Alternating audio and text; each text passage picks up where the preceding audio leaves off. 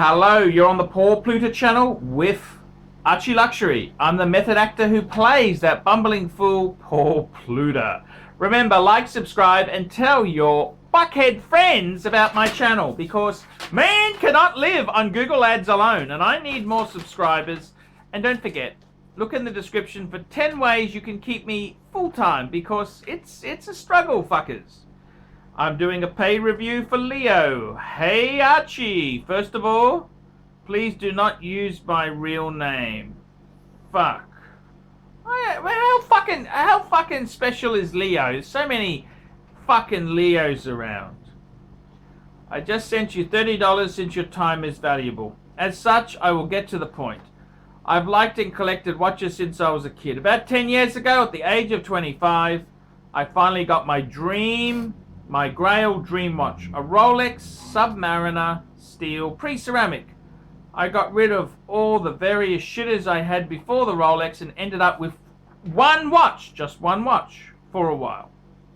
After buying the Rolex, I had a desire to build up a collection. Jeez, does this sound familiar, fuckers? I was never the type to want a huge collection, but I thought maybe 3 would be the sweet spot. Very, very interesting. But the problem is a destructive cycle started. The following pattern has kept repeating. I will buy a new watch, enjoy it during its honeymoon period, but then maybe after a month or two, I'd start wearing the Sub again, and then before you know it, I'm just wearing the Submariner all the time. So then the newer watch I purchased ends up in its box until I just sell it off. Ooh, what's going on here? Whew, this is tricky, fuckers. This is really tricky. Here is a list of watches I've bought and then sold after getting the Rolex Sub. Omega Speedmaster, man on the fucking moon. Rolex Explorer 2, both of your recommendation, thanks. Rolex Datejust, Omega Seamaster, Jaeger-LeCoultre Master Control, and some shitters not worth mentioning. All of them are now gone, and only the Rolex Submariner remains. The Rolex Submariner is so versatile that I had a hard time getting it off my wrist. I can wear it with shorts and a t-shirt or dressed up in a suit, and such. I haven't really needed or wanted a separate watch. At this point, I'm not sure what to do. Should I keep trying to find that special watch or two that may be keepers alongside the Sub? As you might have gathered, the Submariner is a watch I will never sell. Or should I just acknowledge that one luxury watch is enough, as you've said in a video, and be happy with that? Here is a list of watches I've considered saving up for. Audemars Piguet Royal Oak, Patek Philippe Calatrava, Rolex Daytona, Rolex Submariner Hulk, Rolex GMT BLNR.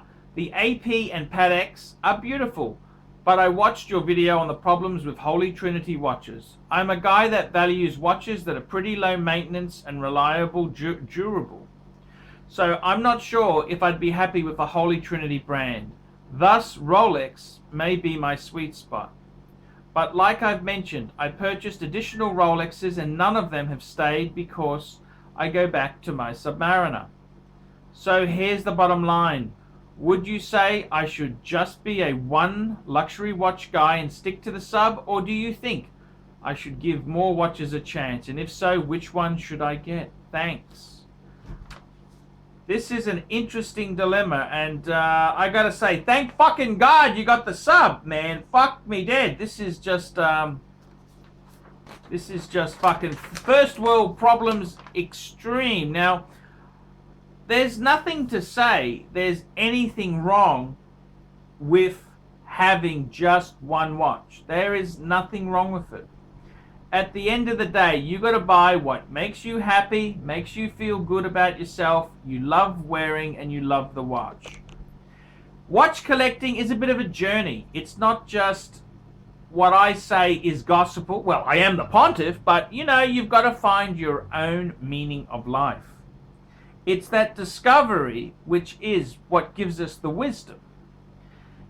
Personally, I think the Rolex Submariner is a fantastic watch. It's a great watch. I've actually said to people, if you're only going to buy one watch, buy a Submariner.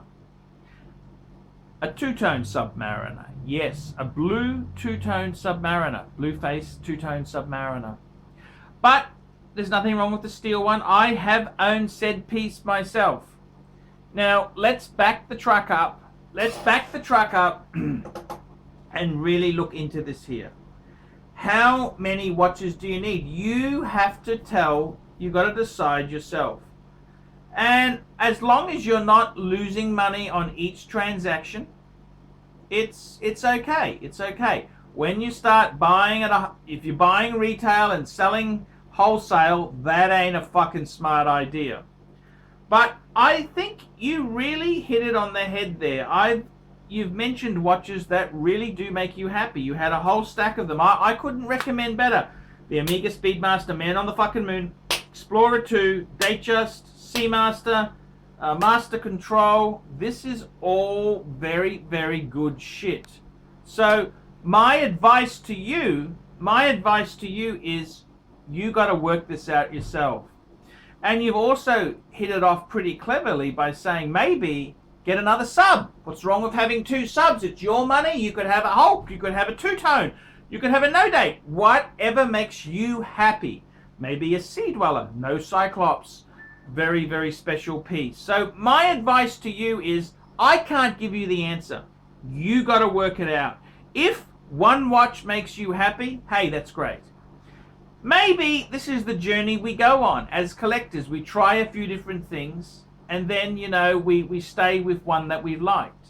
It's a bit like somebody who collects cars, who has a number of cars. Well, it's better to have owned a few than to have never experimented at all. Those rules don't apply to introducing swinging into your relationship. Remember that. Swinging the rules are different. So I got to tell you this, in all honesty, what do I think the answer is? Maybe one watch is what you really want. The Submariner is so perfect. You can put it on a NATO, you can wear it, as you said, you can wear it all occasions. Why do we need a collection? Why do we need it? And we don't. Sometimes I feel insecure myself. I've only got four watches. Patek, World Time, Jaeger-LeCoultre, Reverso Grande, Explorer 2, and a Speed. I think, I want a couple more. Well, fuck. Maybe I've got more than enough. In your case, one. It could be, you know, this number, no one has to say what is right and wrong. We want acceptance. As humans, we want validation. Well, you got to decide yourself what you really want. In my opinion, you've got a really good piece. Don't sell that sub. And I think this may be the journey you've gone through. If you want to sometimes buy and sell, you have your sub as your main keeper and you have your trading account. Well, as long as you're happy and you're not losing money, so what? What harm is that doing? I'm Archie Luxury. Tell me what you fuckers think of that. Nice one, Archie. Great vid. We specialize here in pre-owned Rolex watches. Rolex watch is a very special timepiece, and we always do the servicing exactly as factory specifications. We buy a pre-owned piece and we put it into brand new condition. We have Rolex certified technicians working on that. We completely disassemble the piece. We adjust and polish and change every single part of the watch. You have to have certified watchmakers that know what they're doing. If you have an expensive car, you're just not going to bring it to any mechanic that doesn't know what they're doing. You spend $5,000, it's like if you put money in the safe deposit box. And 1 or 2 years from now, you will keep having your $5,000. We have to spend a lot of money to get all this equipment together, but makes me feel I'm doing what I'm supposed to do. It's not a question of money, it's my passion. Jewelers on time, simply the best.